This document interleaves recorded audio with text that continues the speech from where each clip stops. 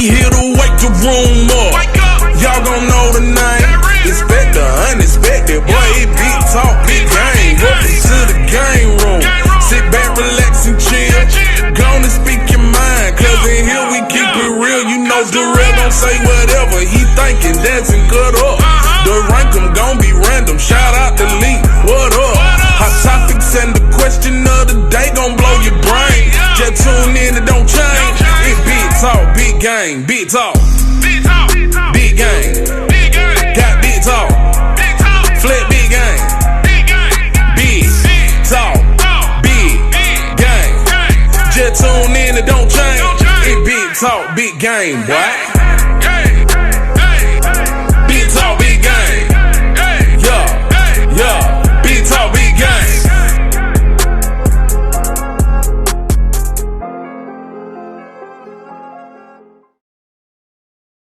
This is Big Talk, Big Game. You feel me, man? In the game room with Big Talk, Big Game. This is your boy D-Rail. And I go by the name of Lee. What up? And like always, man, we back in effect.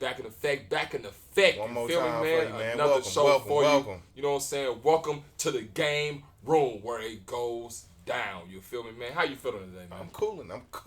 I see you got this Jodeci jacket on. You know what? You know what I'm saying? Because winter don't know how to leave spring break alone, man. Look, spring ain't even came yet, it still feel like it's winter time. God damn. One day I'm wearing what you got on, next day I'm like, shit. Cold, man. What we doing? This is supposed to be April showers, not April winters. You know what I'm saying? So winter. Hey, quit bullying spring, man. Let spring come through and shine. Right. You know, it's going to be summer by the time we get spring. Right. It's gonna be July 31st. It's like, damn, summer over again already. The hell is we going ain't on? getting no hot time. You know what I'm saying? But But welcome, like you said, welcome to the game room. You know what I'm saying? Yeah. We got a packed show today, man. We got a great guest up in the game room with us. You know what I'm saying? You know how we get down. You feel me? We do it. You know how we do it. So let's just get right on into it, man. Not to wait for everybody to wait. Let's just get into it. Let's do it. It's a national day today. It's a national. Okay. National Okay. Day What we today. got? What we got? It's National Pet Day. Pet Day. So anybody that got a dog, cat, chicken, duck, goat, goose, goldfish, Armadillo, iguana, snake, raccoon, peacock, fox. Somebody across my street from me that lives across the street from me, they got a pet dragon.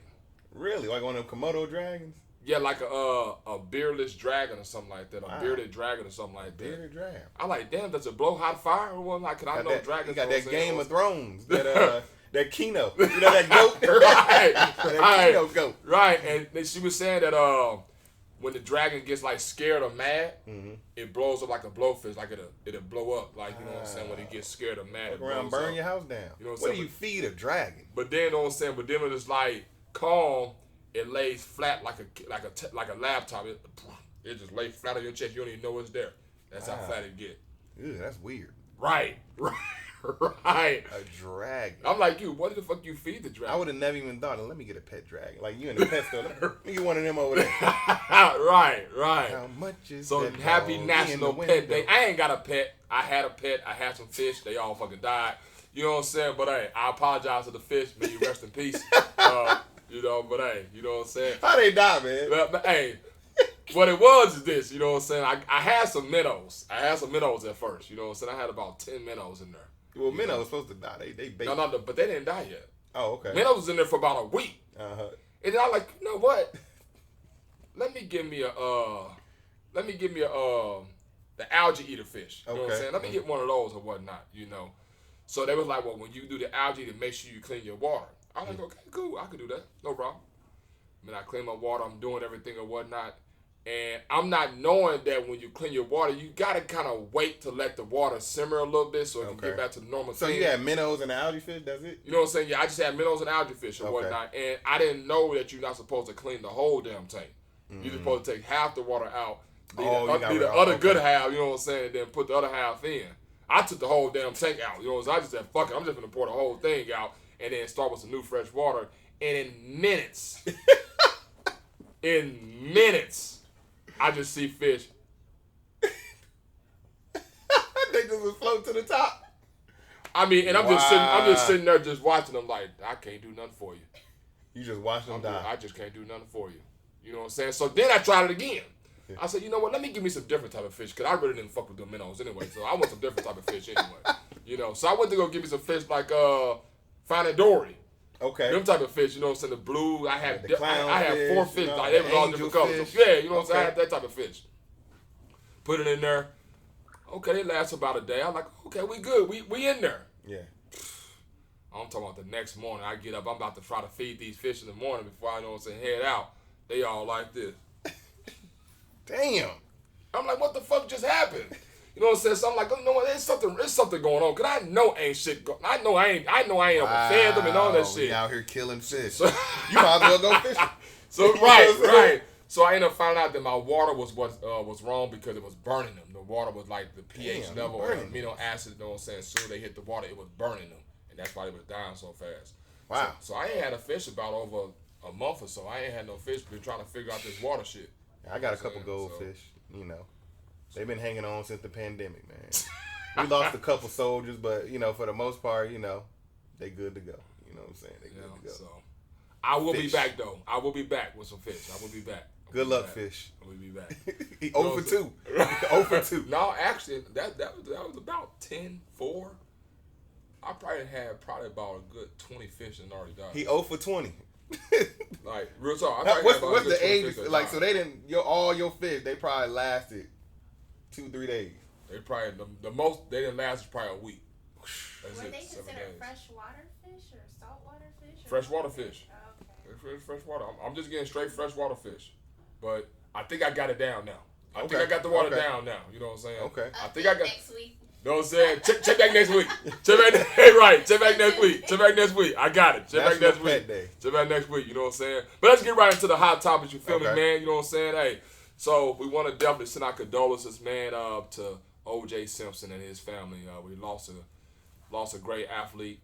I know everybody's gonna remember O.J. for the trial. Oh yeah. You know, that's the first thing that's gonna come to their head. But I want to ask you, when you think of O.J., is that the first thing you think of, or do you think of something else when you think of O.J.? Did he leave a legacy behind? Like, what do you think? I ain't gonna lie, I think of the trial.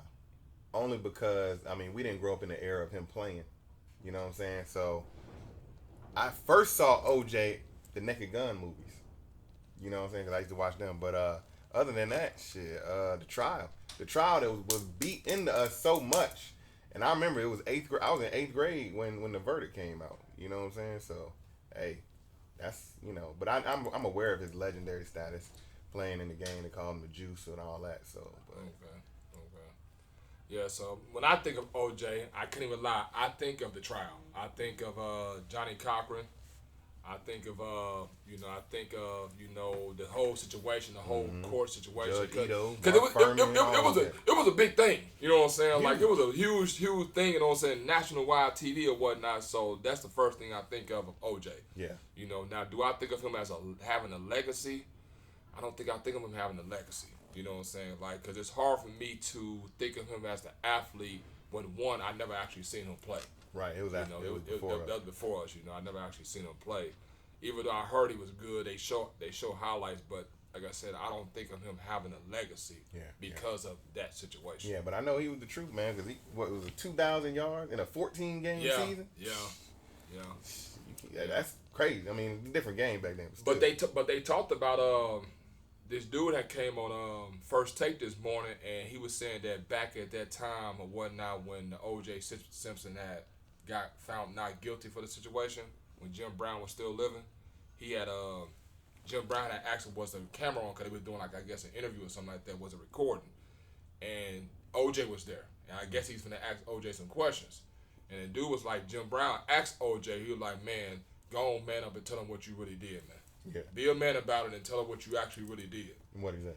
And I'm thinking, I don't know how if it's a rumor or not. He didn't actually go into detail on First Take about what he said, but I did hear a rumor that OJ had admitted that he actually did kill him. I heard that rumor before too. He did kill him and whatnot. Who knows, man? Shit, we'll never know now. Yeah, we'll never know now. With the book, remember?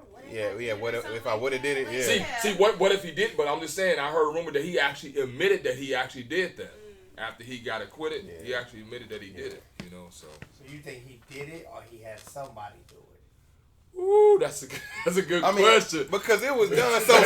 That's a good question, though. It was done so sloppy. You know, Like I can't see in the you hiring somebody and they left gloves and evidence and blood the neighbors heard. You know what I'm saying? Now I have. That's what made me think if it happened, he did it. Now I have heard that somebody said they think the Sun Man did it.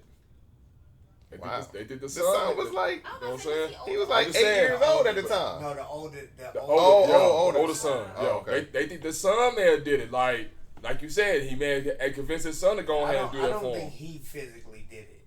That's just my opinion. Yeah. I don't think he physically did it. Now, did he have somebody do it, and then they, like you said, they just did it recklessly? Yeah. Yeah, but I don't think he did it. He knew that he had too much to lose. Yeah. It just backfired on him in the sense like, and I mean, we could probably use examples, but look at Ray Caruth. Look at, you see what I'm saying? Yeah. There's so many scenarios where you like, I can do it myself, but what I'm going to lose out of this is everything. You need a fall guy. There you go. I got to have somebody in the mix. Hey, it might have been my man that was driving the Bronco. Yeah. You know what I'm saying? Yep, true. Because nobody ever talks about that dude. I don't think he physically did it. Nobody ever, you're right. Nobody has no real evidence to say he did or didn't. I just don't think OJ would have did that. Like, I mean, get them killed is the same as killing them. But I mean, him physically doing it and them going through all the processes that they went through, I think that time was kind of when the public opinion mattered, right? Yeah. So he got acquitted, and then he threw it right back in their face with like, told y'all I didn't do it. I'm going to make money off of it. Y'all gonna drag me through the mud. I'm going to make money off it. Right. And that's probably why he wrote the book. Well, what if I did it, though? Yeah, he did tons of interviews. #1 bestseller. Yeah. Right. Yeah. Man, that's crazy. That's crazy. What Also in news, man, did you hear about the astrology influencer, that lady? Yeah, she said the eclipse made her kill her people or something crazy. Well, if you haven't heard the story, she stabbed her partner, threw her kids out of a moving car, and then crashed herself, killing herself. And only sole survivor is a 8-year-old, 9-year-old girl right now. That's the sole survivor of this whole situation. Was that her daughter? Yeah. Wow.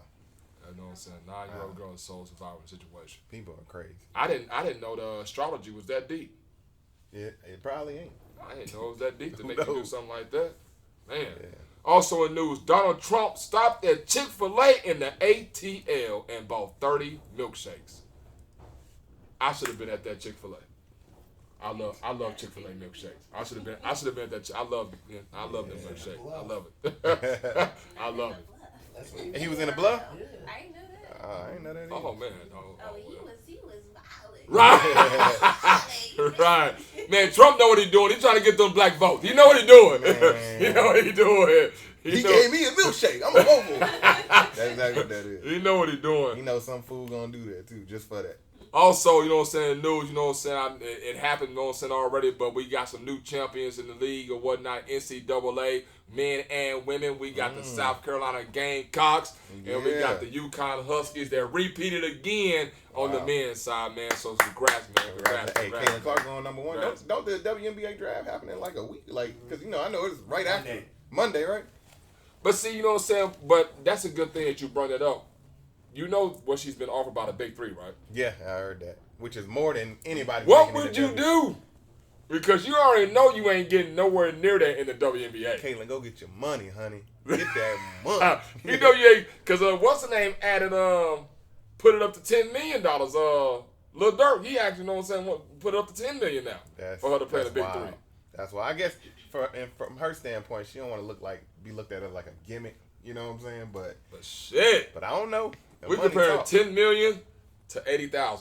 Money talk. Hey, but Ice Cube, he's smart because he's gonna get more than $10 million from having more than $5 million. Right. Pay you $5, but like the publicity and everything and the sponsorship and everything that come with that, he probably gonna. Right. I don't know. Also, well, we got a guest that can explain how the business side of things. Right. And we'll get into that. And all that later on. We'll get into that. We'll get into that, man. We'll get into that.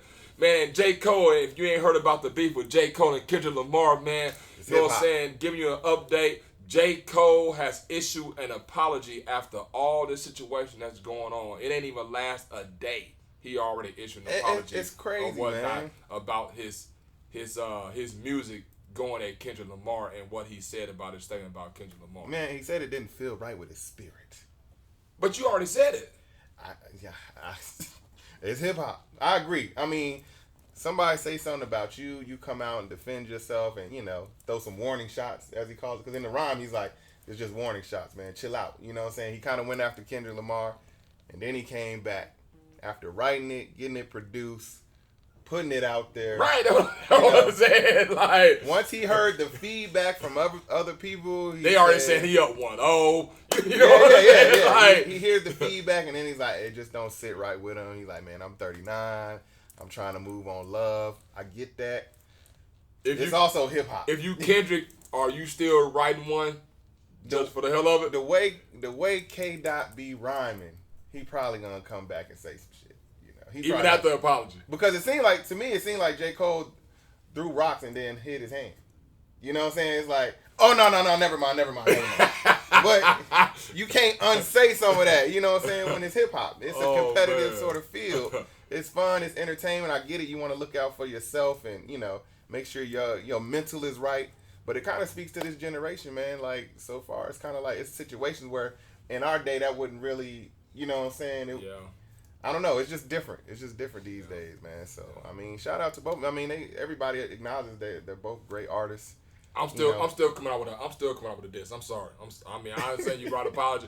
I'm still coming out with that diss. I may just come up with a whole fucking album just based off that. Because as rappers, everybody as a rapper always talking about how they the best, how they this, how they that. Yeah. Can't nobody fool with me. Yeah. So yeah, everybody they gonna talk that shit. So now I apologize after my album hits. Then I'll be like, okay, you know what, you right. I shouldn't have came out with. You gotta do like Jay-Z and Nas. You gotta apologize down the line and have the official and then squash it. That's how you do that. You know what I'm saying? Not in the middle of it. It's the beginning of it. You know, people trying to see something. Right. That's just like cooking some food and then you get done and be like, you know what? I didn't mean to cook that. You already done with the shit. You know what I'm saying?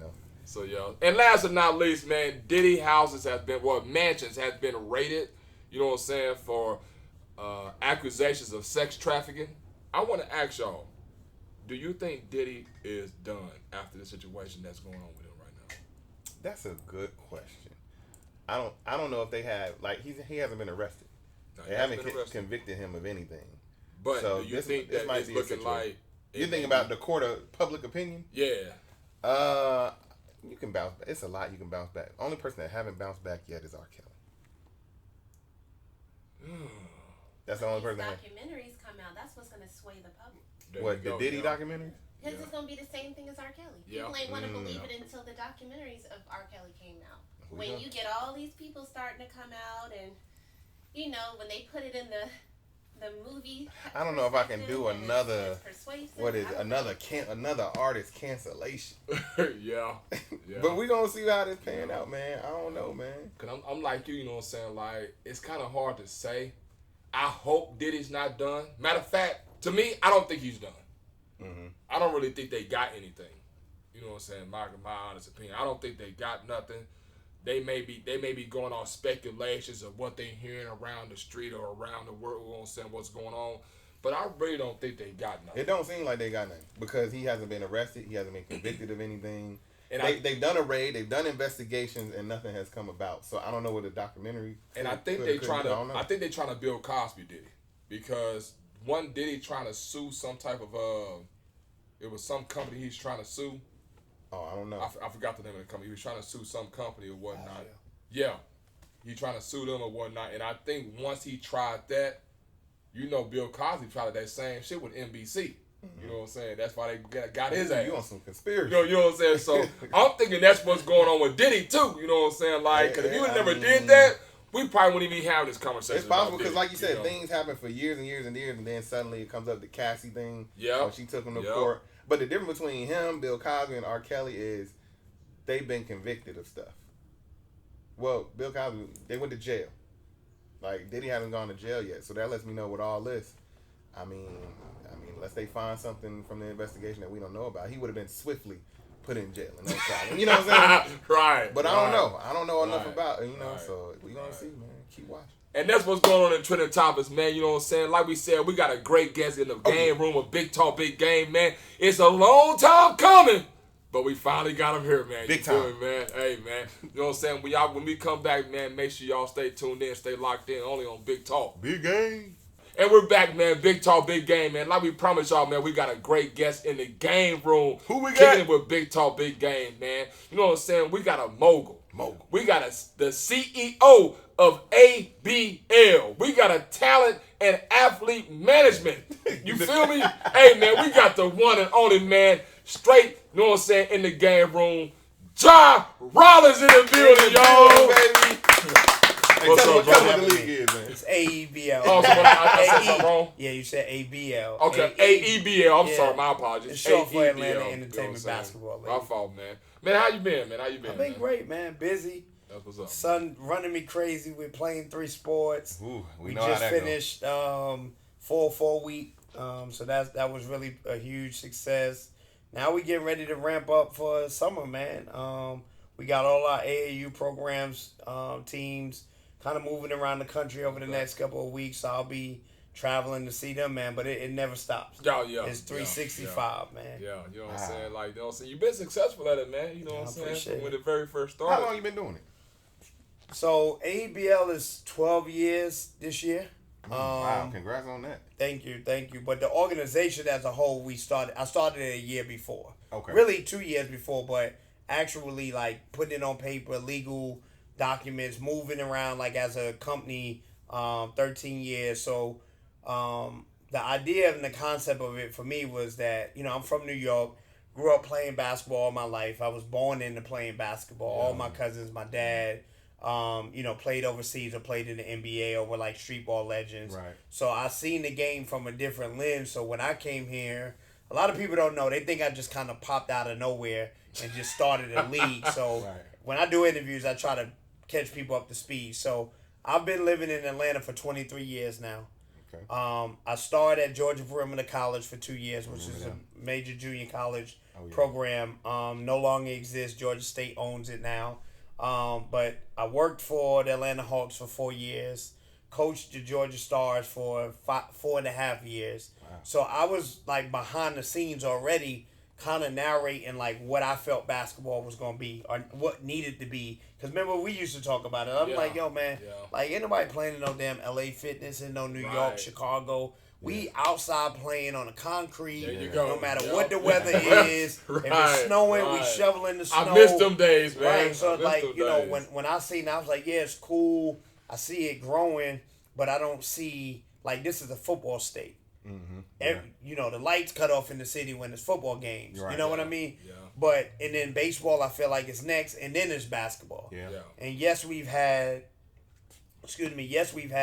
a lot of guys come from high school, go to the NBA, but it's not like, it wasn't really like a culture that I grew up with. Now, once I saw it, I said, damn, you know what? We need like a summer basketball program that can be really, really like big and make the music stars and the celebrities and all these different people come out. Because I didn't see that. It wasn't even no celebrity. I mean, and y'all may know better than I do. The only stars I really seen at the Hawks games were Chris Tucker, JD. I mean, Jeezy, T.I. and all them kind of came later when we got older. Later, but I mean, we've grown then. I'm talking about like when I was in college. I didn't really see nobody. So that was another thing. I'm just like, yo, at Madison Square Garden, the Knicks could be 0-80. They gonna be. That's true. They gonna be in there, man. The Lakers, they could be sorry. Yeah. Look at all them years they didn't make the playoffs or whatever. And they still gonna be in there. Celebrities is there, so that's how it is in New York basketball culture. So you know, for me, man, I just knew that I had a vision of something that I wanted to do and take it to the next level, and I came up with the name. People don't know where the name derived from, but if you're familiar with the Rucker, it's called EBC, which is Entertainers Basketball Classic. Yeah. So I just turned it around and made it Atlanta Entertainment Basketball League. So that's how AEBL came about, man. That's excellent. That's a great point. I kind of thought about, because I came from Virginia. Okay. I lived around the corner from Allentown. Okay. Like, beat up on my high school. Yeah, so like it was a different. Bad news. It was a different feel, and it's not down here. It's a football state. When I moved down here 24 years ago. Okay. So I definitely understand. I'm glad you brought that. Because when we went to your games, we was going to the games and you had who do you have there? you know, you had some ex-NBA players. You had some current NBA players. Yeah. You had people, and it was more. What can I say? Because we had people from the radio. It was more celebrity driven. Yeah. Can I think the time that we went? I think that's when Kyrie Irving had came that year. You had Montrezl Harrell, Sheldon Mack. Yeah, you know what I'm saying. So I mean, right now we have 30 plus NBA guys, current or just coming out of the league that play in the league, and then now you know we have the women's league as well. So now all of the WNBA players and college stars, they come and play during the summer. And I'll drop some cool stuff that don't nobody know yet while we talking. But there's something big about to happen for us in like the next year too for basketball. Okay. Well, we're gonna come back to that because I wanna go back a little bit when you said, you know what I'm saying, you was at GPC. Yeah. It's crazy because I was looking at that and you said you was there for 02-04, right? Yeah, 02 to 04. It's crazy because I played for Three Rivers Community College 02-04. And I think we was at Hutchinson when y'all was there one night. Wow. You know what I'm saying? We made it to the Final Four my freshman year, and we made it to the Elite. No, we made it Sweet 16 my sophomore year. Okay. Yeah. Okay. So I mean, we was the number one team in the country. I mean, we beat. The crazy thing is, we beat the UNC team that won the championship. Wow. Yeah. I'm talking about when they had Raymond Felton, Sean May, McCants. Wow. What's the kid? Jawad. Y'all had somebody down there for Sean May. Yeah, because we all. I mean, no, we had our back line was 6'7", 6'8", 6'9". I know y'all know Randy Orr. He's 7 feet. Yeah, I know. You know what I'm saying? So we had I mean, bro, we was all of us Division I players. We all had different reasons why we had to go to JUCO. It could have been grades, or we went to, you know, like say I remember Randy. He went to Western Kentucky. They redshirted him. He's like, I don't want a red shirt, so he came back to JUCO. Yeah. And what people don't realize is junior college is where you become a grown man. Like you ain't got time to sit on nobody bench and wait. You come and play, and you got to play now. You know, so GPC, man, it changed my life. Like, I'll be real with you. Like, even if because I was a All-American in high school, top player in the state of South Carolina, and I just was knucklehead still. I was still like, I don't give a shit about. You look like a knucklehead in that picture. Yeah, I was in New York. In New York at that time. Their focus wasn't academics. Yeah. You know what I mean? It was like, as long as you can play ball, somebody gonna come scoop you up, you gonna make it. Yeah. You know? At least get you off the street. What you do once you get there is on you. Yeah. So I still had that mentality a little bit when I got to South Carolina, but then I got a new coach my sophomore year who was a college player. He understood, he knew like how to connect with me, and then I had a couple of mentors around me that was like, look, bro, you good, like you was super talented. I was Allen Iverson 2.0. Yeah. Like, literally. Handle, crossover, everything. Had a little Tim Hardaway. Yeah. I mean, so it was like, for me, I'm like, yo, this is going to take me to where I want to go. I'm in class sleep. I got my hood on. And then it wasn't until I got to like the 11th grade, bro, they was like, look, you ain't even going to be able to graduate.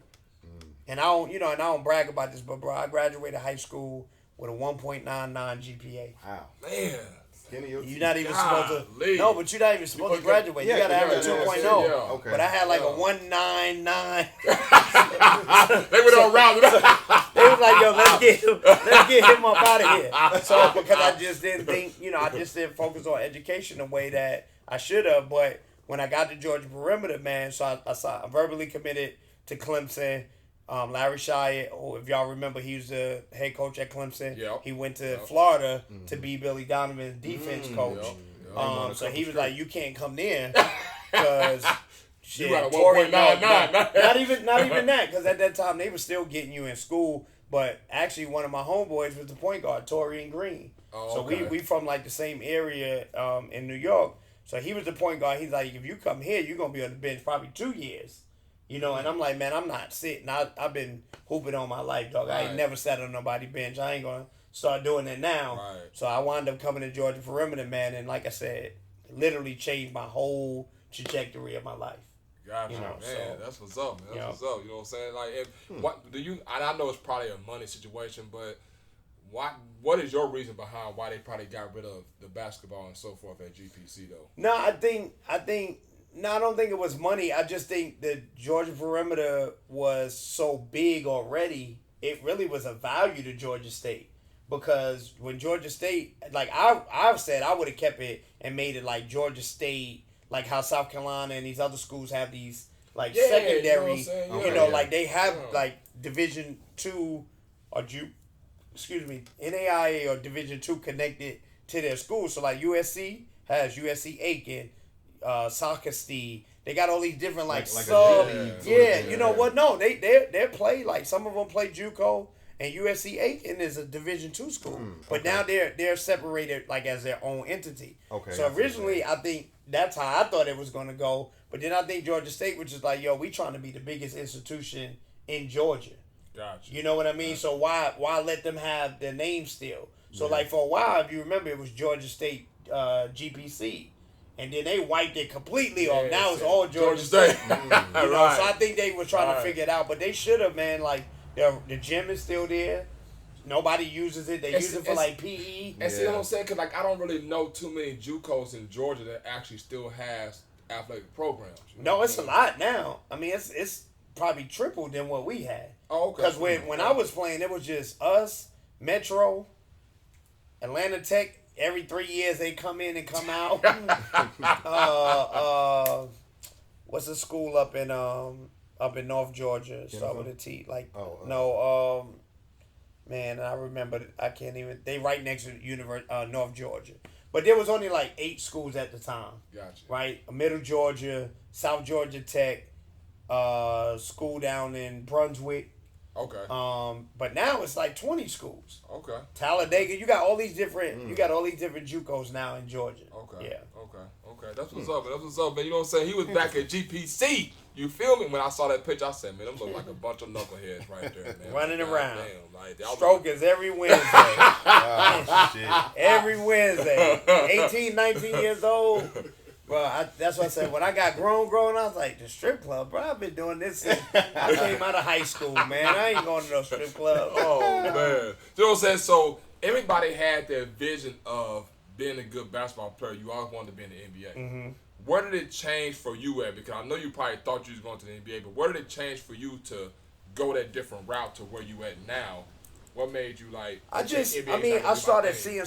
From a young age, I always kind of had a vision of like business. Mm-hmm. Like when I was young, I used to be the little kid carrying the ball around the neighborhood, and they'd be like, "Man, that little boy got that ball all." Like I always, we could be walking to the store, wherever I was going, I had a basketball. Right. Even when we was getting in trouble, that's what got me. That saved me a little bit, because they be like, "Ain't no way, he just came from playing basketball." Yeah. He didn't do that. Right. I was the one doing it. So I always I was always thinking about like business. And the one thing I tell my young kids now is that I always I didn't like reading like at school, but I would always get like Sports Illustrated or whatever the popular magazines right on, and I would read and I would look to see I'm like, who the hell made Michael Jordan who Michael Jordan is? Like if he's just a player, there's got to be somebody. So I used to, and I know who Tim Grover was a long time ago. You know what I'm saying? I know actually Sonny Vicario is like a mentor of mine.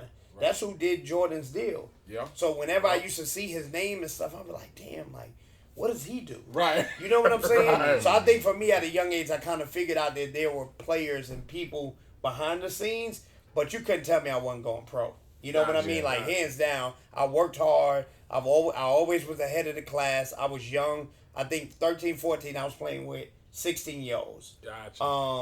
And, people were like, well, you're hype. But, like, at that time, it was cool to be a small guard. Yeah. You had Muggsy Bogues, Spud Webb, Earl Boykins. You had all these small guys that were coming. Yep. And then right as I was coming, you had Andre Barrett, Nate Robinson, you know what I'm saying? Like, so I was like, bro, I got a shot. I mean, I got bounced like Nate Robinson, but I could put the ball in the hole like him. Right, you know what I mean? So I think for me, the wake up was when I start seeing like how minimal basketball was outside of the NBA. Like when I played semi-pro, I played for the Atlanta Vision. I played for the Gwinnett Magic. Like, bro, I was getting paid like $75 a game. Oh man, damn. Damn. So once I started seeing it, and I'm like, but damn, how much money he making? You know what I'm saying? Like, if he the one running the thing, and he able to pay all of us, even if it was only $75, but he got people coming to the games. So in my mind, just the light bulbs just started coming on, and I'm like, okay, that's the other part. And then literally, man, I just started diving into it. And what people don't know about me is that I actually left basketball alone.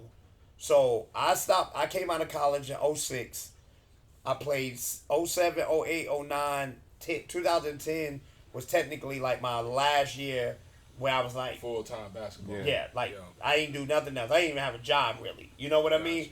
Gotcha. And then in 2010, I started focusing more. I was in the music industry. Gotcha. So I worked at Grand Hustle under Atlantic Records. So like Young LA, Young Dro, who else they had over there? Country Kane, all those JR Get Money. I used to do their street team marketing.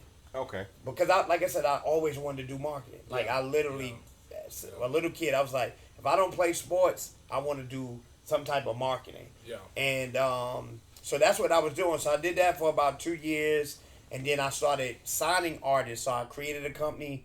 My little brother was a rapper at the time. Well, my cousin actually was. If you remember, my cousin Brian. Okay. Red. Yeah. Okay. So he actually was rapping first.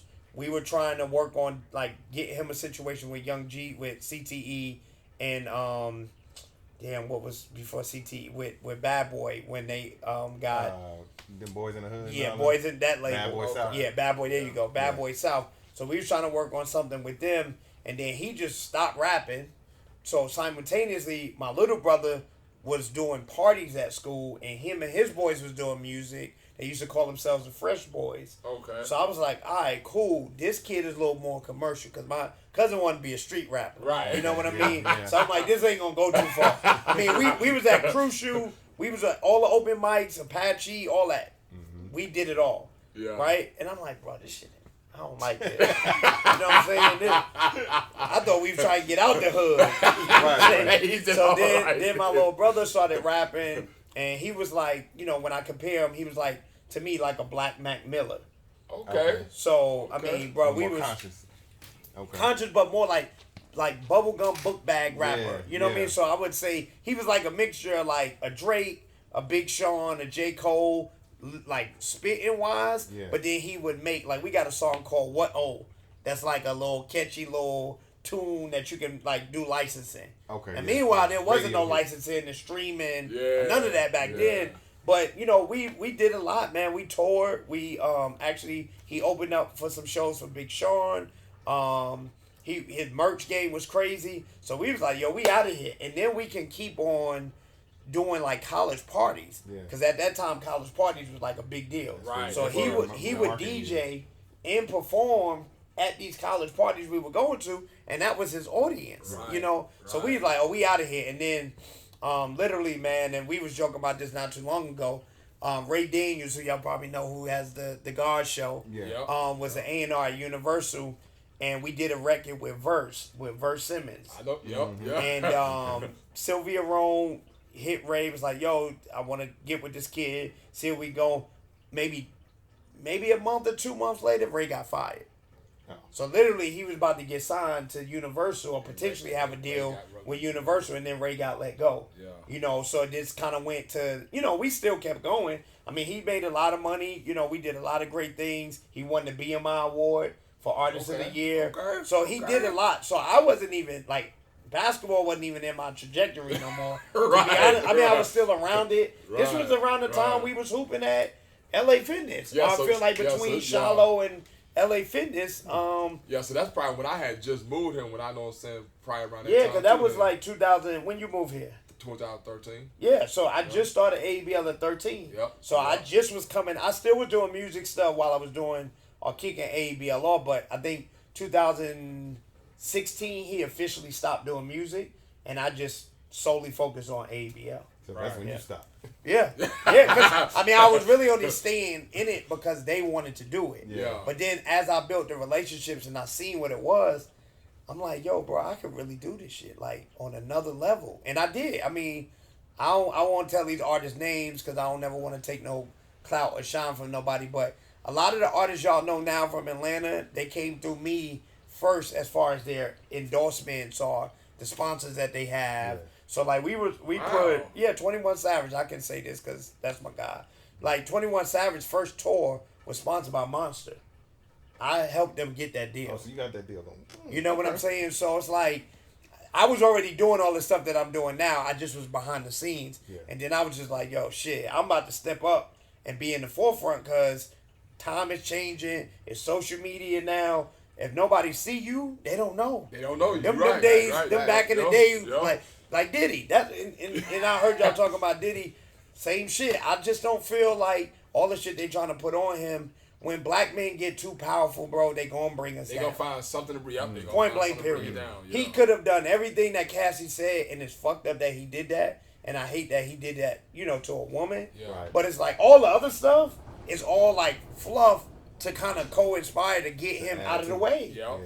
And us as black people, man, we gonna do that every time. We gonna be like, yo, we ain't supporting them. He ain't even got convicted yet, you know what I'm saying? But we already done gave up, man. So and that's why I say I don't think Diddy's done, man. You know what I'm saying? I got faith that I don't think he's done. You know what I'm saying? I ain't gonna give up on no black man like that until he's actually convicted. Now if he did whatever he did, he need to pay for it.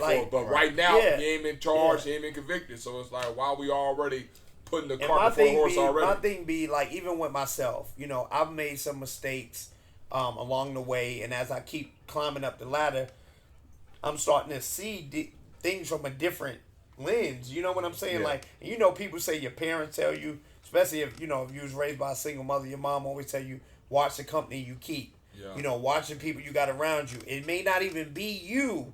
Like, you may not be the one that do it, but you're around the people that do it, so you did it too to everybody. Because you associated with it. Exactly. So, like, even now, when I move, like, when you see me, bro, you see me by myself. Yeah. There's people around, trust. Like, but they not with me. I don't have an entourage or, none of that, because I know that, like, the importance of me and people being able to respect me from a lens, because I can't take on your beef. Right.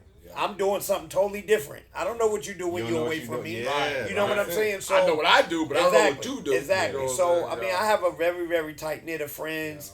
Even my relatives that do be around me. Like, I don't bring them so much into my world because, again, not that it don't always got to be a bad way. Right. It might be, well, damn, it's fucking up their world because they got to be in my world. Yeah. And I'm learning that too. Like, I got friends right now, man, that are married and they wives look at my Instagram and they be like, damn, like, that's what y'all be out there doing. I really don't be out there doing. Look, they associated with your ass. See what I'm saying? Look at you got them associated with you. Right. I'll be the one chilling. Yeah. You know what I'm saying? But I get the slack. But it's all good. Man. Then we got JAH in the building, man. Yeah, man, you do some big names out there, man. Yeah. You know what I'm saying? Like, how does that come about? Like, the connections, how do you make these relationships happen? Like, how you make that happen? Because, like, you can say, you know what I'm saying, like, I could be like, okay, I wish I could meet, like, a 21 Savage or a Diddy or somebody like that. But it's like, you know what I'm saying, like, how does that happen? Do you meet it from somebody else or somebody else? Like, how did that all transpire? I think the one unique thing about Atlanta is that we are all kind of one community. Now, you might live in your own little space for what you do, but, like, we all connect in some way. Mm-hmm. So a lot of these guys, managers, are either my youngins or my peers that I've been around. So once we kind of get an artist or athlete or event, we just all support each other. Okay. So, with specifically like a situation like 21, at the time, his manager, who's not his manager anymore, was a really good friend of mine. She knew that I do a lot of because again, I've been doing the marketing endorsement stuff probably 17 years. Okay. I've been working with brands and, Ali and our relationships with the brands to our culture and to our people. Mm-hmm. So when he was coming out, he was bubbling. I'm like, yo, I remember the conversation like it was yesterday. Like, I was talking to Monster. They was like, yo, who do you feel like is the next big artist? Because Atlanta hot right now. Yeah. You know what I mean? Every month there's a new artist coming. Absolutely. So they were like, who you think is a new artist? Like, well, yo, one of my friends managed the artist 21 Savage. And they was like, oh, word? I was like, yeah. I was like, I can hit them up right now. You know what I'm saying? And again, people think you're bullshitting. Right. Like, how the hell are they going to hit up 20? I sent her the text message. I think I still got it in my phone. No bullshit. Like, I hit her. I was like, yo, do y'all already got do y'all already have a situation? She was like, nah, we getting ready to I'll show y'all in a minute. But we getting ready to go on tour, and we actually looking. So I was like, yo, let me introduce you to the Monster people, and then boom, that's it. There it is. And I let them do their thing, and I step out the way. You know what I'm saying? But that was the early me kind of getting setting up myself for now. For what you're doing now. And people don't understand. They're like, how the hell he get that far? But it's because I didn't think about me first. Yeah. I was like, oh, what you doing? Right. Just like I just was joking with y'all. Not joking, but like when I made the statement of like, I'll call Andre, find out what they doing with all these real estate buildings. I ain't getting no money from that, but it's like helping y'all get an opportunity. The city may need what y'all doing. You get what I'm saying? So I did that for so long, and then I got to a point where I was just like, damn, my kids got to eat too. You know what I'm saying? And I need to start putting this in a perspective to build my legacy. Right. So once I tapped into that, it was over. It was over. Yeah, it was over. It was over. Because you got the AEBL, and it's popping. I'm talking about every year it's popping. Yeah. You know, and like I said, you know, you got the big name NBA players. And I guess that's where it comes in, where you, like you said, you do stuff for somebody that you may know. Because I was going to ask you that, how do you grow it from where it is? So the league is like moving. It's a machine by itself now. Okay, you know, so AEBL and the relationships kind of coincide with each other. So if you see if you see these celebrities sitting courtside, it's coming because I got the relationship already on the outside. You know, outside of AEBL, right? They may not even know I own AEBL. But they like, oh, we heard it's popping, and then we talk, and they be like, oh, that's your league? Oh, yeah, we there. You know what I'm saying? And that's the same thing with the NBA players. Some of them I don't know. They come into town, somebody shoot me a DM like, yo, such and such a town, they want to hoop. Oh, so you connected out there. That's it, bro. Okay. I'm the unofficial man. I love that support, though. I love that you're getting support like that. Well, you know, we're going to be considered ourselves celebrities, so we're going to sit courtside as well, you know what I'm saying? Like, Big Talk, Big Gang will be courtside, you feel me? Man. Support me, set up the podcast. Right. Set the podcast up at the game. Have you thought about those? Nah, we do. We so that's one of the things I was going to tell y'all. So we are going to have an official podcast. We've been negotiating like the past year, so I think I kind of feel comfortable with a company that we're gonna go to. So we will have, it may not actually launch during the summer because they really wanted it to be based around the NBA season. But yes, we will officially have our own podcast. Hey, congrats on that. Because you know a lot of these players are coming back. You know, you got KG and Paul Pierce, you got Matt Barnes and those guys, and the football side. And the conversation is really integral around not even just playing basketball. Like, for me, it's like trying to shed light from their careers and their journeys on and off the court to the next generation of players, because they need to understand that, like, you're a business. Yeah. So while you're on the court, you're a business. True. When you're off the court, you're a business. Yeah. And you got to operate it that way. So that's going to be our conversation. And we're going to talk to everybody. Like, we're going to talk to coaches, trainers, GMs. Like, because I think the piece that I really enjoy about where I'm at now is that within ownership, you can create your own thing. Like, you don't have to wait. Like, I don't got to wait for Steve Koonin to tell me I can do something. Right. You get what I'm saying? Yeah. Because I own my own brand in this basketball, I can do what I want to do. Yeah. And you know, again, I'm on my Diddy shit, quote unquote. But, you know, like, a lot of stuff you see the Hawks do, they get from us. They see us doing it. They see it working. And like, yo, let's do that. Because if you see the change, we've been doing them changes. This is what Ice Cube was saying. Same with thing. His league. He's like, Same okay, thing. now they trying to do, you know. So, and it's cool. Yeah. Like, as long as we all doing it for our culture and the community and building the city, I don't mind it. Yeah. The minute that you just make it where it's monetary and we don't get nothing from it, then I got a problem. Now you got so I think like a lot of times when you're a leader, you just got to respect what come with being a leader. Yeah. You know, everything that I've created since I've been here, somebody's trying to replicate. But it's cool. You can't do it like I do it. You can't do it like you really. God gave me something different. Yeah. You know what I mean? Yeah. So I really don't be tripping on that. But like I said, for us to grow the league, man, the league runs itself. I think the thing that I'm really focusing on right now and double downing on is connecting a little bit more to the new generation, right? And getting them more exposed to it. Yeah. And especially because our young guys are in the NBA now. So Ant-Man's, the Jabari's, Colin Sexton. Trey Young, Trey. Well, I'm talking about like Atlanta guys that were like in the middle school. Okay, got you. Yeah. When I started this, Yeah, you get what I'm saying? Like Ant-Man was in middle school. Yeah. You know what I'm saying? So now he's a star in the league. So now we just build a pipeline to be like, look, you don't necessarily have to only come through AEBL. That's not what I'm saying. But we're the only pro-am in the city. So if you're a top high school kid, top college kid, and you from Atlanta, when you come home in the summer, this is where you need to be. Yeah. So then now when you make it to the league, it's like you already got an audience. Right. That's what people don't understand that, but I can break it down to them.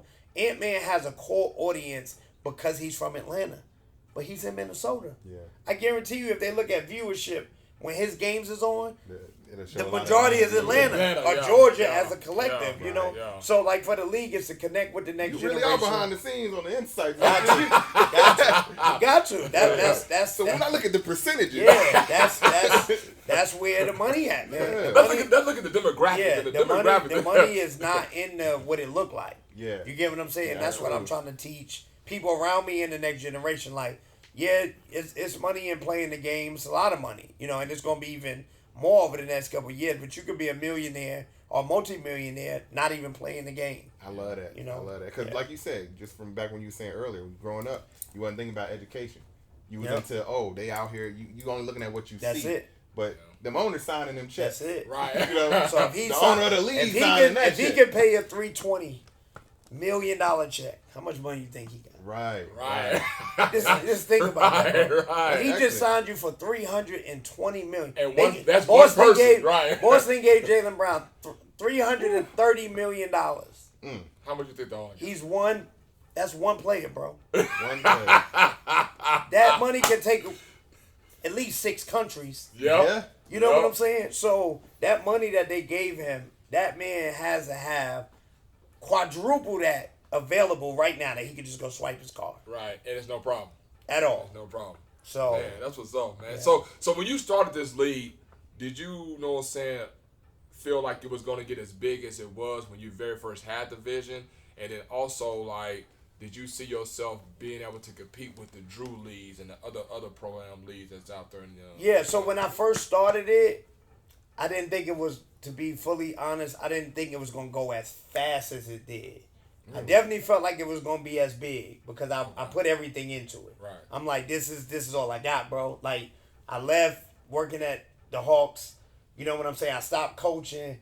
I literally was like, yo, I'm going all in on this. Okay. So I do feel like I was going to make it successful, but I think we turned the knob quicker that I had to play catch up. Gotcha. Okay. So year 3, so I don't know, well, you came 13, so I don't know how you remember it, but first year we was on the asphalt at Central Park downtown.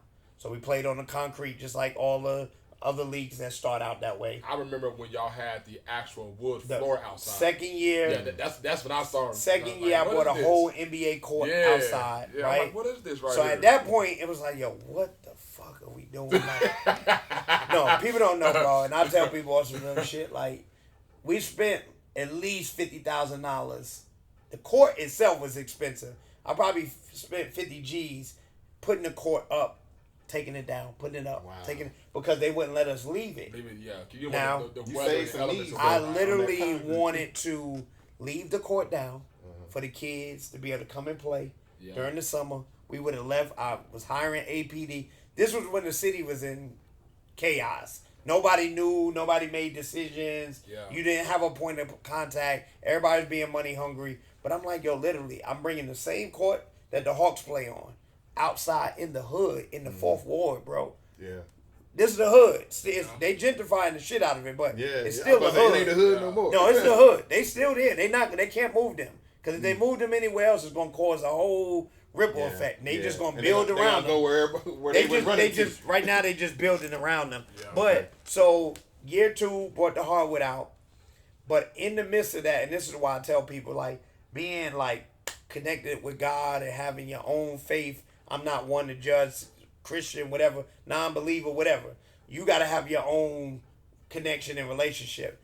But like the whole summer, while all this magic looked like it was happening, in the back, it was like, this ain't the plan. Right? Yeah. Every weekend, except for 2 weekends out of the summer, it rained. Oh man, Lord, how so what it did was it shifted. I feel like I remember that year. It shifted me to go because I kept fighting. Everybody's like, man, it'll be so lit if you go inside because this ain't New York. You know what I mean? Like the players down here used to playing inside. I'm like, nah, man, we doing the damn rucker. Right. We gonna have the rucker in Atlanta. We gonna play outside, bro. Every weekend it rained and it made us go inside. So while we was going inside, I started seeing it shift. We went from maybe 100 people, 150 people to now the fucking people wrapped around the street trying to come in this little gym. Because the gym only held 220. Yeah, I remember that gym. We had about 500 in there. I remember that gym. You know, so when I started watching it, and I was just like, yo, you know, like I literally, every weekend after it was over, I was like, damn, God, like, am I doing this right? Or, you know, like, give me some direction. Yeah. Every week it rained after that, bro. Yeah. And to the point was, we were supposed to host the championship game outside. Right. It stormed that Friday. So it was so much like moist in the air. Like people don't know them courts are breathing. Yeah, that's real wood. Yeah, so it'll bubble up. Yeah, it'll bubble, it'll separate. You know, anything can happen. Yeah. And we don't want to get players hurt, whatever. Yeah. So we had a plan A, plan B. We was like, look, we're gonna go ahead and put the court down so it's down if the sun, you know how Atlanta do. It's storming right now and then the sun sun's shining. So we're gonna put the court down, we're gonna tarp it. And we're going to set up like we're going to be outside. But if it starts raining again, we're going to go inside. It started raining again, like at 12 o'clock. Games was started at 4:30 or something like that. Yeah. We went inside. Literally, this is how it happened. There was, by the time we opened the doors, the gym was already packed. The game hadn't even started yet. Wow. The players were still getting dressed. The gym was packed. Then you had probably another 200, 300 people outside that couldn't get in. You had Young Dolph, rest in peace, pulled up. Will Barton hits the game-winning shot for Lou Will's team to win the championship. And I feel like that shifted it, and it was like, no more outside. We going inside. And then we moved to Grady, and that first year in Grady, when literally the gym was packed. I'm talking about Grady High School got both sides, packed the capacity, people around the court. I was like, all right, we stay in this side. Right. And then 2 years at Grady, then the next year we moved to Kip. Kyrie comes, it was over. Yeah. Wow. So, you know what I mean? Like, so it just started happening so fast to the point where it was like, damn, I'm trying to play catch up. I'm still thinking outside. I was still thinking how to get back outside. and it just wasn't happening, man. And it was like, yo, you know what? JAH, just give in. Maybe this is the way it's supposed to be. And we haven't looked back since, man. That's the direction God was giving you. When you transition from outside to inside for that championship game and that championship weekend, I think that was the first ever time that I played in the AEBL. Yeah. You know what I'm saying? Because we was in that small gym. And then when we went to Grady, that was my first full season. Yeah. Or whatnot when you went to Grady or whatnot. No, you got something good going on, man. I like that, man. You know what I'm saying? Appreciate it. Because I always ask about, you know what I'm saying, what it is, you know, and everything. Yeah. I'll still be trying to hop on somebody's team. You know what I'm saying? For real. So do you still play every now and then? I'm done now, man. Come on, man. I'm done. I tore my quad this past summer. You know, guys be, you know, I ain't going to say hate because I don't think they intended to do it intentionally. But I was out there cooking, hit the first 8 points. Yeah. I'm coming down the court, sorry, and somebody, they want to trap me. Why are you trapping me in a celebrity game? You get what I'm saying? Yeah. So they run up on me, and it was either side, the other dude, he ran up to me so hard, his leg hit my leg, and I kind of fell off balance, and when I went to step down, tore my quad. Damn. You know what? And the crazy shit is my son, you know, he jinxed me because I walk by him, give him a high five. He talking about, don't get hurt out there now. And then earlier before we got to the gym, I was telling my boys, I was like, yo, man, it's going to be too busy. Yeah. I don't even want to play this year. I just kept saying that, like, nah, I ain't even going to play this year. I'll let somebody else play. And look what happened. Yeah. You know? Yeah. So as far as, like, actually playing, like, how we'll go to, I'm not doing that no more. Now I get out there and shoot. Okay. I'll play around with the kids and stuff like that. But it's over, bro. It's you got to know when to hang it up. It's over. I ain't hoop dreaming no more, baby. He don't play.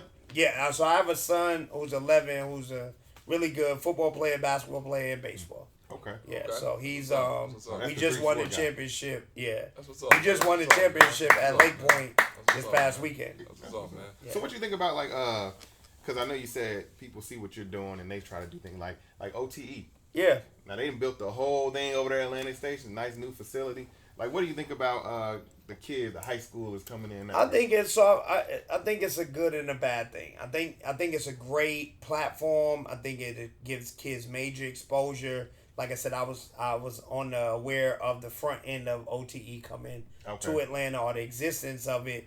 So I was like, yeah, this is gonna be dope. It'll disrupt. I'm big. I'm a disruptor by nature. Right. So I'm like, this is gonna disrupt the game. Da da da da.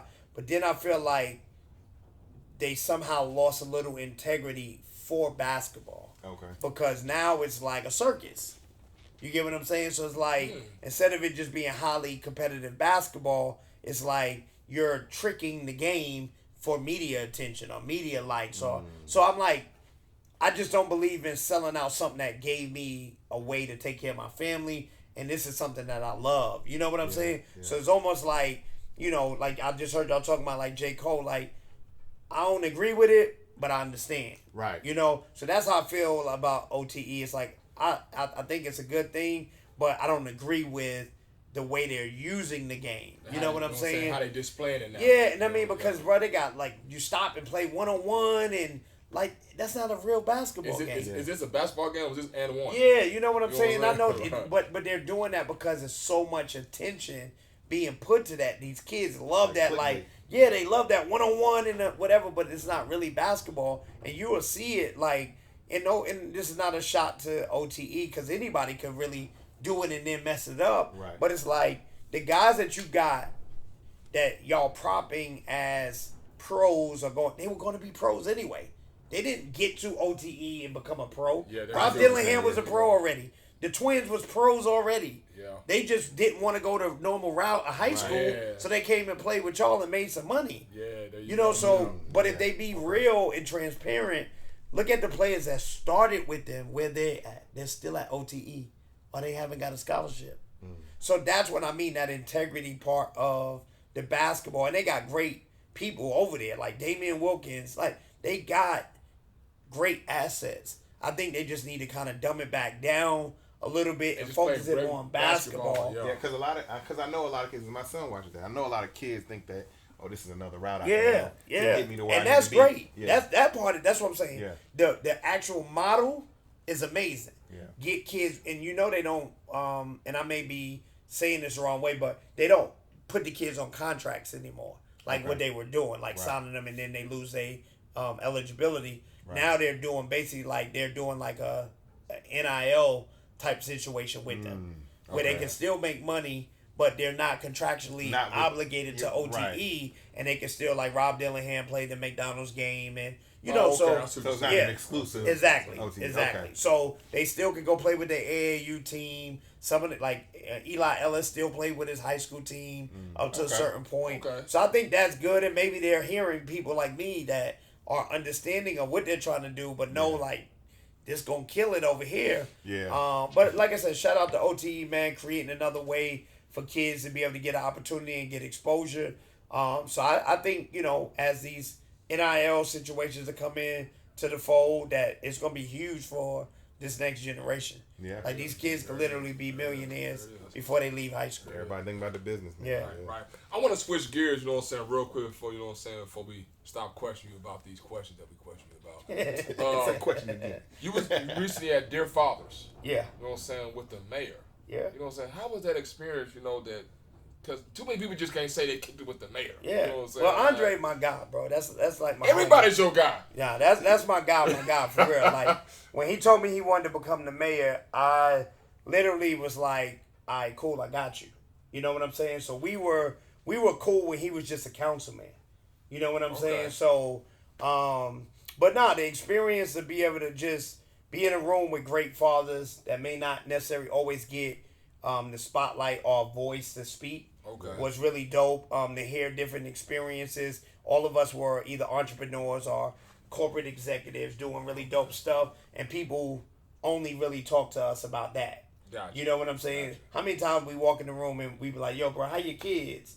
You know, most people like, yo, what you been up to? What events you got going on? You know what I'm saying? So that was really good. And then, you know, hearing his aspect of being the mayor and being the father to his daughter, you know what I'm saying, was really dope. Because, again, I know we've all been on this, like, woke mission, you know what I mean? And everybody trying to find themselves and get healed and get therapy and all that. But sometimes it's just communicating and having conversation with people that are right around you. Because you going through something different, I'm going through, he going through something different than I'm going through. But if we just talk to each other, you might be like, damn, bro, you know what? I was riding in the car the other day and shit, I would think about that too. Yeah. But and I get it. It's just the way the environment. We're so shell and we don't want to it's feel set like up. And nobody, vulnerable and weak, and nobody It's wants to all feel like they ain't got it figured out. There you go. You know what I'm saying? Because as men, we feel like, we feel like we got to have everything So that's what the figured Dear out. Father was about. Yeah, I didn't really so know it was that so Dear Fathers is a program that travels around the country.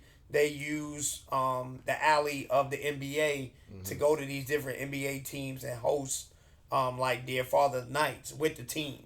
So it's always like a special guest from either the team or the city that they in, and then they bring community fathers that are there that, you know, are notable or may have some influence. They bring them, and then all the other fathers come. Okay. Because again, these dads looking for an outlet too. You know, how many times me and my boy was joking today, and this is not funny, but it is. Shit, I didn't even know when Father's Day was. Because it's just a regular day. It's just a regular day, bro. You gonna get up and do the same thing you did on Father's Day. You right. You right. And you look at it like that, bringing you no flowers. You might get a cooked dinner or something. You know what I mean? But it's just an overlooked day. True. You know, so you ain't getting no gift. Nah, bro. You take the kids with you. So it's your day. Right. You know, so Dear Fathers is definitely a great event, and I would attest for anybody that is needing a community to connect to amongst black men, minority men, because there were more than just black men there as well. Right. But you know, where they can connect and like hear their frustrations and pain, but then also their solutions, because it was very solution based. Like we did talk about some hard, like baby mama stuff and how many kids you got. And people probably was like, damn, I ain't even know nothing of that about y'all. Yeah. You know, like for real. Like, because we were having real conversations, like talking about how it is to go to counseling. Mm-hmm. You know, and how many times you had that conversation? Never. Right?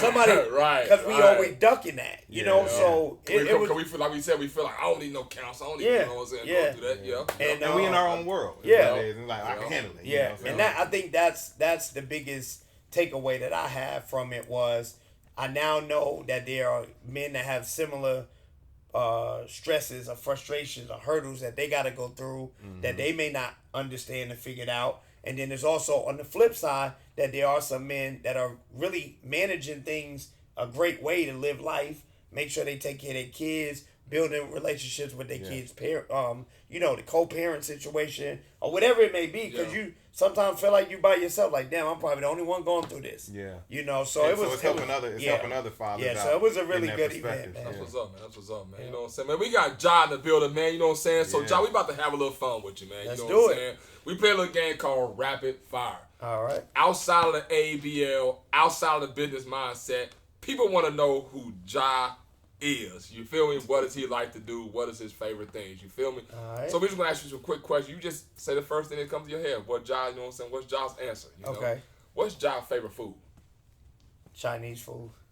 Does it matter what kind of Chinese food or just? Just regular Chinese food, man. Okay. Okay. So you dabbled in music a little bit. If there was a song that came on every time you entered the room, your intro song, ooh, what would it be? Shit, that's a good one. Probably, the song play before you get in. My motto song is probably either Blueprint or Can I Live. Okay. No Ja Rule though. Nah, ain't no Ja Rule, man. Now Ja Rule has some hits, but yeah. Oh man, would you rather have a snake or a spider crawl on you? Probably a spider. Okay. Yeah, I don't fuck with no snake. Spider bites you, a snake will wrap your ass up. Yeah. You stronger than the spider, though, right? Yeah, Snake, I can throw him off. Snake be on your arm, wrap you up. Motherfucking up. DDT'd you and shit. A snake DDT. A snake that put you the finger forward. Oh, man. Okay, I got one. What ruins a burger for you? Mustard. Mustard. No mustard on a burger. Okay. Wow. You know, I don't like mustard I'm from either New York, burger. man. We ain't put no mustard I on. don't like mustard on my burger either. Now, mustard on a hot dog, yeah, but not on no burger, man. Oh, man. I don't like That shit mustard make either. it taste way different. A little tang in there. Air Force Ones or Jordans? Air Force Ones. Ooh, okay. Favorite alcoholic beverage? Honey Jack. The Honey Jack. Okay. Wow, You okay. drink it straight up? Yeah. Rocks. Nah, just straight. No ice. Okay. Oh, this is a real man. You don't even need nothing to... Dear Father, give me my Honey Jack. Right. He don't need nothing to even clear it up. Like, damn. A hot, straight Honey Jack. Right, shit. Okay.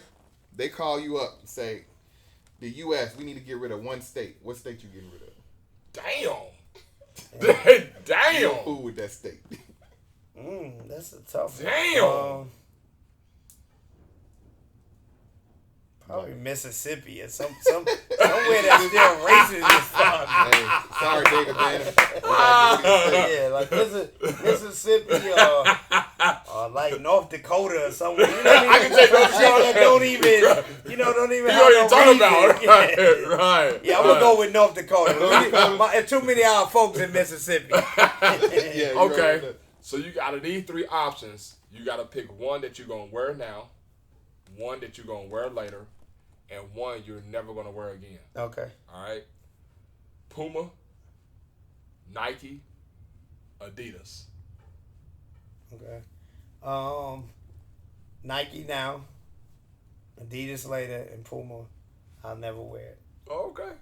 I would do the same thing. I don't think I own nothing Puma. But see, I mean, that's a politically correct. But in real time, like Puma cut that check, so Hey, that's why I put it in because I already know about it. Oh man. you know, I'm signed to Adidas now, so you know what I mean. I gotta, and I only said Nike first just because that's like authentic to you know who I am. But I'm signed to Adidas right now. I had a deal with both Puma and Nike before, so. Yeah, that's why I put them in. I'm like, hey, I did my research on you there. Puma cut that check though. Puma set me up right. What's a comedian that a lot of people like, but you don't really care for their stand up? Damn, that's tough. We were just talking about this too. I don't know if I like Kevin Hart no more. What? Yeah. I think he's. Is it after the Cat Williams situation? Nah, before that, because I mean, I done been to all his stand up. I think the first one was amazing. Oh yeah, the And grown then I little think, man. That was the one yeah, favorite I think as he started getting bigger as like an actor, it was like I can just give them the basic shit. Like I don't even gotta really be funny no more. They think I'm funny already, so I'm gonna just I would say We was Kevin talking Hart. about that. We was talking I about can see that. Yeah. I can see that. I can see that. But it's a couple of them, but they all funny in some different aspect. My favorite, I wouldn't even call him he is a comedian, so no disrespect, but Desi Banks is funny as shit. That's one of my favorites right now. Desi, we in the same boat with that. Desi is funny as shit. Like if Desi can figure out how to take the skits and you know how so that's what I liked about Kevin Hart was like he actually like displayed what he was telling you. You know what I'm saying? I think if Desi do that, Desi gonna kill. Hey, he gonna take Desi over the is whole funny. game. He did that because I saw a stand up. Because that's how most of them comedians, to be honest with you, Cat Williams, is the funniest when he actually demonstrated what he telling you. You know what I'm saying? When they just standing there talking, it's funny, but it ain't that funny. Right. You know? But yeah, I would say Kevin Hart. That nigga Desi boy, he be having Desi skits, funny dog. as shit, bro. He had that skit about And when it's he so take his real woman life, car and he Yo, did you just see the newest one when he's yo, he's a straight fool, bro. Everything he does is like I've literally seen right. You can relate to it. I've seen it on Candler Road, flat shows, at South DeKalb Mall, or Green Riot. Everything that he does is The like white and black Air Force One. Right. the house party, you know? Yeah, all that. I was like, man, like I missed the house party. We gotta figure out a way to get. Hey man, if y'all know Desi Banks, man, we gotta get him on the show. Call his manager. Yeah. See, he know somebody that knows somebody that knows somebody. He know every fucking body, man. Damn. That's my claim to fame, baby. Hey, so I got visuals for you. You know what I'm saying? I got I know a guy. You know what I'm saying? So I want y'all to look at this and whatnot. I know a guy. This is a rapid fire. You know what I'm saying? As you can see, we got ages 20 to 25, 25 to 30, and then the bottom is 30 plus. Out of that crew, who are you picking to win in a basketball game? Who has probably got the best players in the basketball game right now? I mean, you got to go with the OGs because, I mean, they just got more seasons, under their belt. They know how to win. But that middle group is... the same thing. That middle group, minus to me, Greek Freak. I'm not the biggest Greek Freak. Really? Like, I think he's overrated. You big as shit. It's like LeBron without all of the skills. So you know how people be like, LeBron just big. That's why he can do that. But LeBron actually got skills. He do. LeBron got skills. Yeah. Greek Freak go behind his back and then just bulldoze you the way he's trying to go. And I mean, he's a good player. It's no offense, but if I had to pick, it's the OGs and then the middle. The youngest, they ain't ready yet. They ain't no championships in my opinion coming from there. No time soon. Now you got 2 MVPs. Yeah. Ant-Man should be the MVP this year. I hope they don't give it to Luka. They might try to give it to Luka on the low. Yeah. I don't think they're gonna give it to Luka just because they ain't got a high enough seed. That makes sense. They're gonna give it to Jokic just so they can keep pushing the international. Yeah, that's what I was thinking about Luka. But Jokic, that's true. Jokic's gonna get it again, but Ant-Man deserves it. I mean, he's carrying the team. They're the number 1, number 2 seed. Minnesota ain't been nothing since KG. You know what I mean? So yeah. But you'd be surprised that a lot of people are picking the 25 to 30 though. They picking the 25. I would. If you told me to bet my money, I'ma bet on them. Really? I still would bet on 30 plus on my money. Nah, let me tell you why. Because if you look at these just the people that you put on the thing. There's people behind them. So you got Jason Tatum and you got Jaylen Brown. You see what I'm saying? On these teams, I mean, shit, the Clippers, Golden State not winning, Lakers not winning, Phoenix damn sure ain't winning. The Lakers is winning. Watch what they do. Nah, bro. Watch what they do. Look, bro, come on my side. Come on. It's over, baby. It's over. I love him to death, but it's over. What you think about Bronny coming in the league? He need to go to college. He need to go to Georgia Perimeter. Because they try.